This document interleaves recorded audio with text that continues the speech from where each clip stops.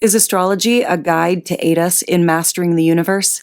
This is the Cosmic Community Podcast with Galactic Ambassador Stacey Dredd.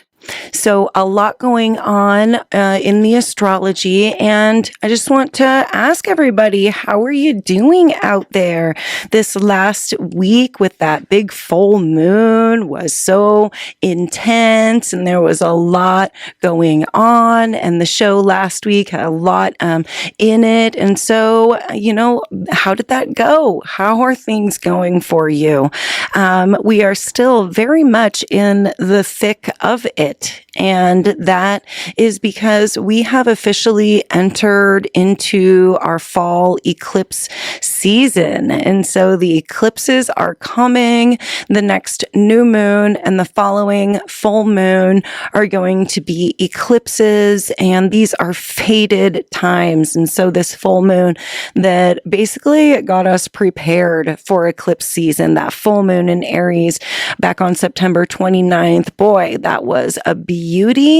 And that brought up a lot for people. There was definitely a lot of emotion and some big feelings surrounding that. So we really come into this week and the month of October on sort of with our foot on the gas pedal. Really, it's gotten extremely busy. Mercury is traveling extremely fast. Venus is picking up pace after finishing her retrograde. And we have a lot to talk about for the month of October in this show. So we start out October 3rd, the day that I'm bringing this report to you. We start out the day with, in the evening time, Venus making a quincunx to Neptune. Yes, I've been talking about quincunxes a lot, and this is when planets are 5 signs apart. So an opposition is 6 signs apart. 180 degrees, just straight across from each other. But a quincunx is 30 degrees less than that. And so it is sort of an irritable aspect. At least in opposition, you're facing straight on. But this 5 signs apart can feel a bit uncomfortable. And it can be a time when we have to make adjustments, and there could be some irritations and that uncomfortability that leads you to, like when you are driving for a long period of time and your butt falls asleep and you get uncomfortable. Well, that uncomfortability forces you to then change positions and make a move. And so a quincunx is that type of irritable, forceful action that needs to be taken, or at least some type of adjustment. It may not be like a physical action that needs to take place. Could be like a mental adjustment, or you tend to maybe have an opportunity to let go of something or kind of deal with something in a way in that moment. So Venus making a quincunx this evening at 5:21 with Neptune. Venus is in a big week. Venus is in a big week for her. She is finishing her travels through her retrograde shadow. She has been in a long-term stay in the sign of Leo. So those with planets and points in Leo, Venus has been retrograding through your sign, and she has been working through the deep, dark areas of the underworld, which is where these planets go in the astrology, kind of in the understanding of what this is bringing to us, sort of on an emotional level and in our lives.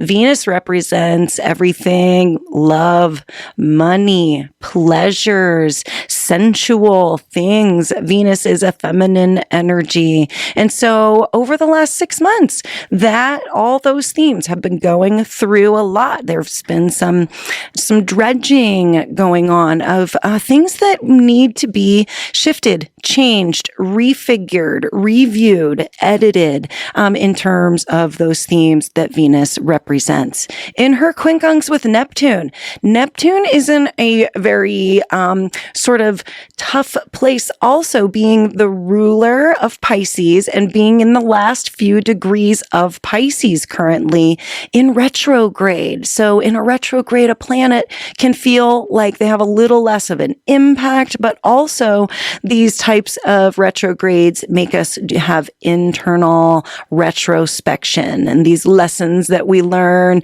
during these retrogrades can be very internal if nothing shows up on an external level or nothing obvious is out there on an external level. So Neptune represents our hopes, our dreams, our desires.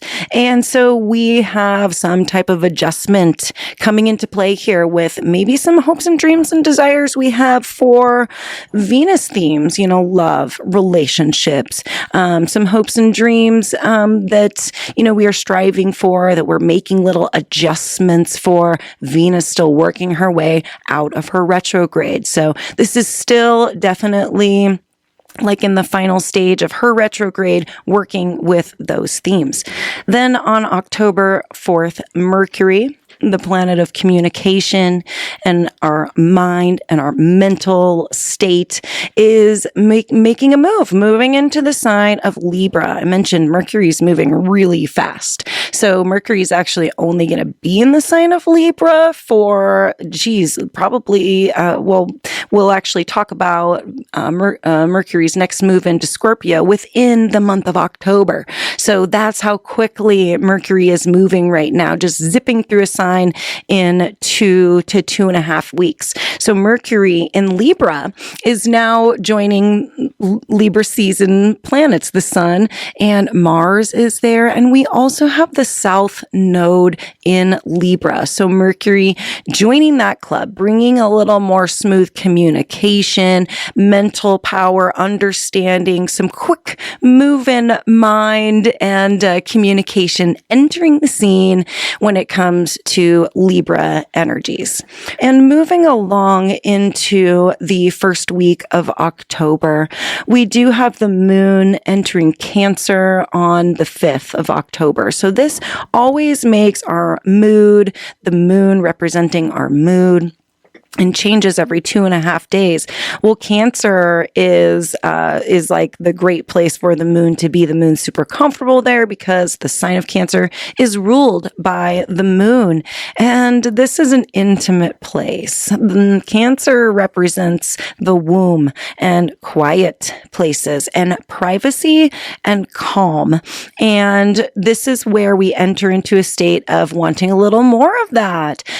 So Thursday, Friday, and then most of the day on Saturday, we have more of this vibe of wanting to be more intimate and private. But in the evening on October 5th, we have more quincunxes, and this is Mercury in a quincunx with the planet of Saturn. Saturn is in Pisces right now, also in a retrograde state. So feeling a little less maybe powerful, or also feeling a little less outward. And Mercury is like moving really fast and direct. And so this could be totally annoying. I mean, all of a sudden, Saturn is doing this deep dive in Pisces, figuring out how we can apply more responsibility to Pisces themes of closure and also of having empathy for others, as empathy is definitely a Pisces theme. This is also where we just dive into a more emotional state, as water signs like Pisces are more emotional. And Mercury is the mind. Mercury is more analytical and wants to be logical and figure things out. And so this is like definitely kind of an annoying factor at 10 a.m. on October 5th. And we'll be feeling this throughout the day, but Mercury moving fast. So coming into this aspect and moving out quickly. But at 4 o'clock on October 5th in the afternoon. These are all Pacific West Coast times, by the way. We have Mars, the warrior spirit planet, the planet of making things happen and taking action in a quincunx with that retrograded Neptune that we spoke about from a couple of days earlier. Neptune really is still in this quincunx with Venus as Venus is moving a little bit slower, and now in a quincunx with Mars. Well, this is the two planets that are like the relationship, the cosmic lovers, Venus and Mars. And so these two in a quincunx this week with Neptune again doing this dive into hopes and dreams and desires and trying to really apply this unconditional love. So this could go really different ways in relationships, but most of the time these quincunxes, they just make us take little steps to kind of adjust our circumstances. And so that'll be very interesting. And then again on October 6th in the early morning, that quincunx happening between Venus and the planet of Pluto. Pluto coming in, helping us to make some final adjustment, have an ending, and have a healthy transformation moving forward. So how, as annoying as Thursday could be, there could be like this feeling about Friday that in the morning time, we've just kind of like dealt with something and something's transformed. Something has definitely changed. So just kind of moving forward into October, I want to make sure that I have enough time to get to all the important events that are taking place in this month. And like I said, it is a big month because we have the eclipses upon us. And so as we move out of this week, October 6th also is when Venus leaves her shadow. So we are officially entering new territory here within the themes of that Venus holds. And on Sunday, October 8th, she actually makes her move out of Leo. She has been there for many, many months, 6 to 7 months.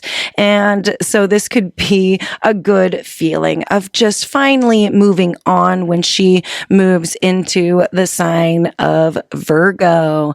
And so Virgo is now going to be housing the feminine energies of love and, looking at our value system. And I say that because Virgo is always about kind of looking at things and making things more efficient. So this is a healthy place for Venus to be after she leaves Leo and all of that heavy work that she did. And in the sign of Virgo, Venus is going to be in mutual reception with Mercury in Libra. So they're going to be housing each other's planets.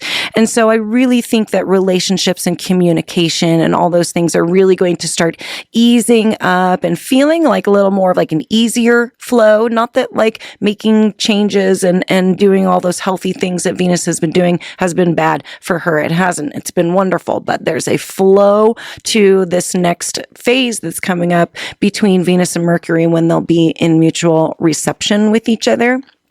And then on October 10th, we're going to have the first of the outer planets to be moving out of retrograde and into direct fashion. And so Pluto is our first outer planet that's going to be making that move at 28 degrees of Capricorn.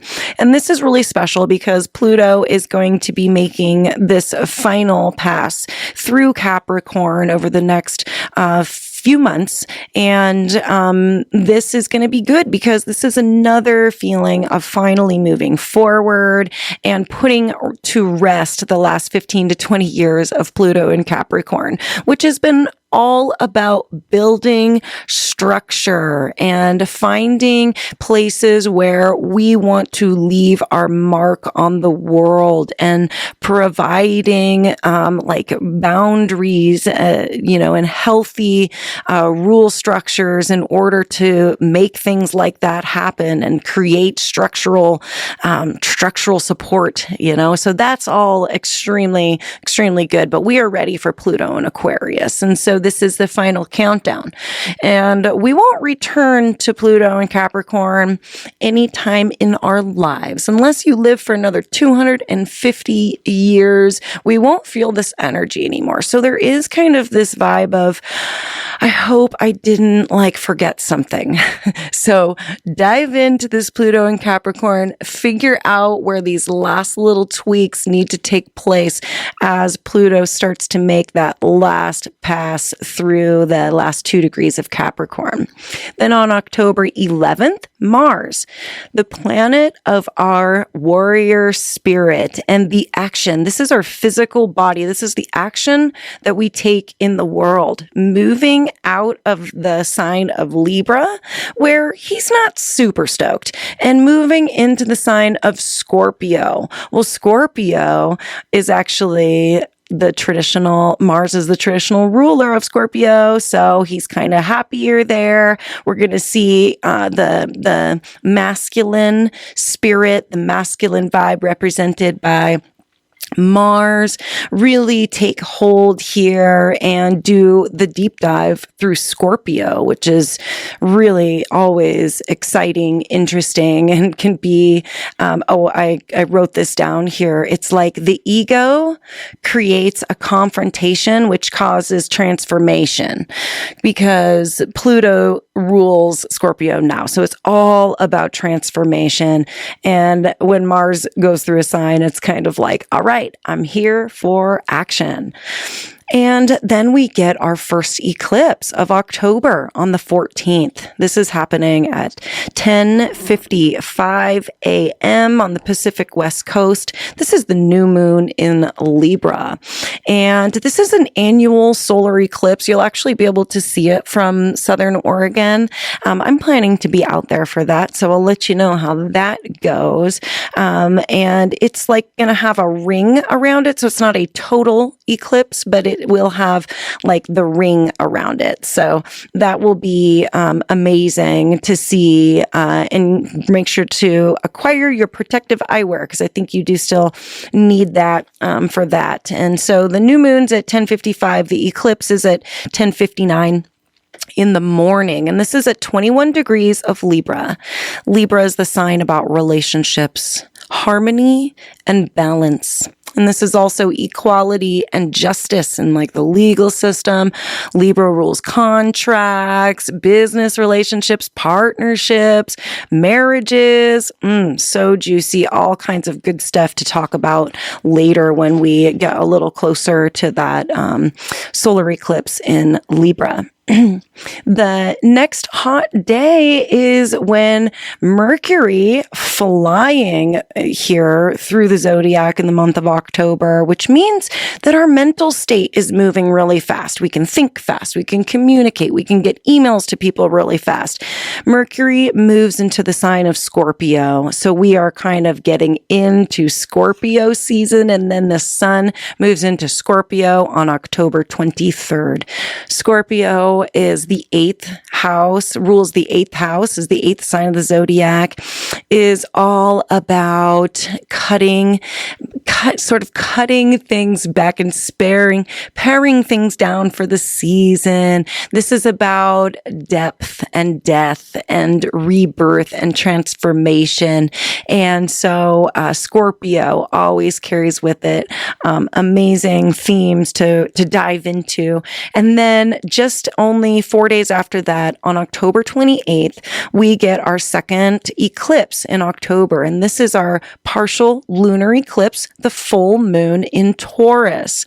This one is special because it's definitely hearkening back to the last year and a half, 2 years to 2.5 years, the last eclipse cycle. We have been working with Taurus themes, and this is actually the last eclipse in Taurus that we're going to be experiencing for this cycle. So this is going to be really wrapping some themes up here in the end of October for that full moon in Taurus. And That's at 5 degrees of Taurus. And so that's going to be a kapow way to end the month of October and move into the spooky holiday there and set our course onward and upward. So, of course, I will be here weekly to roll through that with you here in the cosmic community. And also, thank you very much for being a supporter here in the cosmic community and of Galactic Ambassador Astrology. Have a wonderful week, and I will talk to you then.